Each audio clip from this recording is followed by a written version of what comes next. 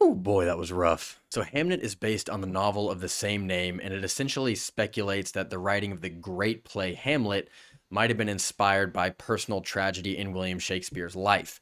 This film was written and directed by Chloe Zhao, who in 2021 took home the Best Director Oscar for her film Nomadland, and followed that up with a pretty lackluster entry into the MCU with Eternals. But with Hamnet, she's returning back to that very intimate style of storytelling that she definitely tended towards early on in her career. And the film opens on a young William Shakespeare, played by Paul Mescal, when he's a Latin tutor, very far from the spotlight. Nobody knows his name yet, and he's falling for a local woman named Agnes, played by Jessie Buckley. And these early scenes were dealt with so carefully, with so much attentiveness to these characters, that you could tell that Chloe is extremely passionate about telling this story well and personally. The first act kind of speed runs through the early stages of this relationship, but I never felt like it was rushed. I felt every story beat as if it was actually happening, and I really wanted these two to fall in love, to get married, and to be happy. And just immediately, the film has established this emotional core that was very strong and resonant, and that would definitely stay in place through the second and third act as well, as these two get married, start a family, and encounter tragedy together. And this film pulls off the very challenging feat of keeping you from start to finish in a state of almost constant catharsis. It feels like an emotional payoff in every single scene. On paper, I might think that the film is hitting you with too much payoff and not enough development, almost like it's just looking for emotionality out of the audience and not giving them any reason to be emotional. But I don't know if I can really critique the film's approach, because every single story beat landed for me. Every time I was supposed to be emotional, I was, to a kind of embarrassing extent, if not for the fact that the entire theater was right there with me. This is one of the most devastatingly heartbreaking films I have seen this decade. And I don't say that lightly at all. I've had a lot of very moving and personal experiences with film over the course of my life. I love movies, and they've moved me very deeply. But this is one of the most shattering experiences that I've had with a film. I was trying not to sob. I wasn't just fighting tears. There were sobs building up in my chest that I had to force down so I didn't make a scene. And obviously, a lot of this is due to Zhao's wonderful direction and screenplay, but so much of it is due to these performances. I really try to avoid hyperbole, but I believe this is some of the best acting you will see in a theater in the 2020s. Jessie Buckley simply gives one of the best performances I can even imagine witnessing.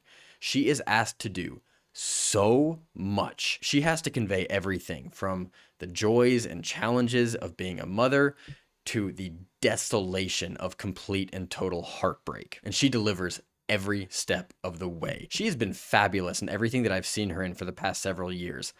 But I think this performance might put her in the 1%. Like, this is defining work from any artist. This is a spectacular performance. And Paul Mescal as William Shakespeare is equally compelling. He also has to do a lot. His character goes on a journey from being a kind of aloof artist to being a completely wrecked father. But we do see signs very early on that there is a tormenting aspect to his work as he's trying to get his writing done the way that he wants it done. And it's almost like he's exercising something to get it out.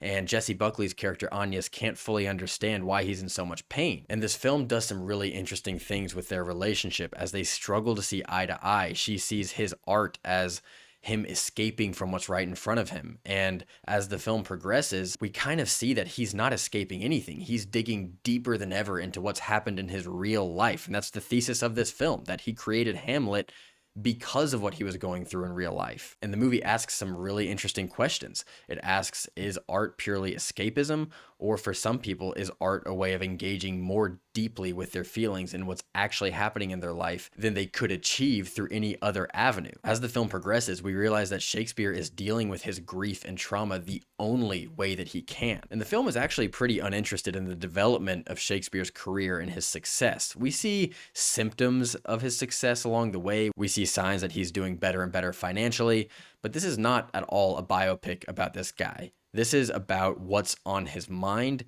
what's on his heart, and what's driving him to create these very emotionally provocative stories. The rest of the cast is wonderful as well. Noah Jupe playing Hamlet in Shakespeare's play, and then these child performances by Jacob E. Jupe, Olivia Lyons, and Freya Hannon Mills. And I'm so sorry if I mispronounced any of those names, but these children deserve to be named because they are absolutely wonderful. There are so many scenes that completely depend on them conveying very complex emotions, and they step up to bat in a way that's not just good for a child actor. This is great acting no matter what age you are. And all of this just leads to a staggering emotional and visual achievement. There's tons of scenes in this film that really stood out to me, but one that I will highlight as kind of the culmination of everything working perfectly is a scene where Jessie Buckley's character is giving birth.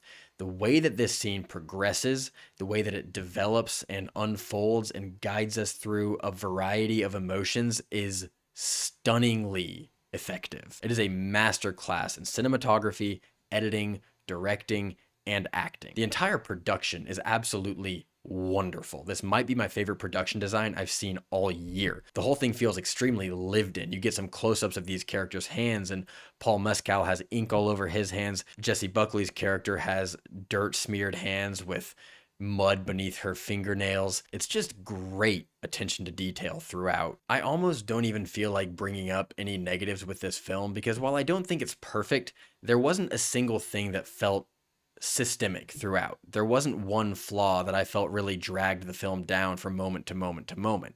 There were a couple cuts and a couple sound design decisions that I didn't love, but as soon as I clocked it, we were on to the next thing, and the next thing was always wonderful. So I can't really pinpoint any one thing that was like an ongoing issue with the film. At the end of the day, I was blown away by Hamnet. I think this is easily one of the best films of the entire year, and it's one of the most emotionally charged films of the last 5 years. It is a wonderfully shot depiction of so many things, from a committed marriage to the mind of an artist to grieving parents. There's so much here, and it's all captured in such an emotionally evocative way that I just found it compelling from start to finish. And for all of those reasons, Hamnet gets an A.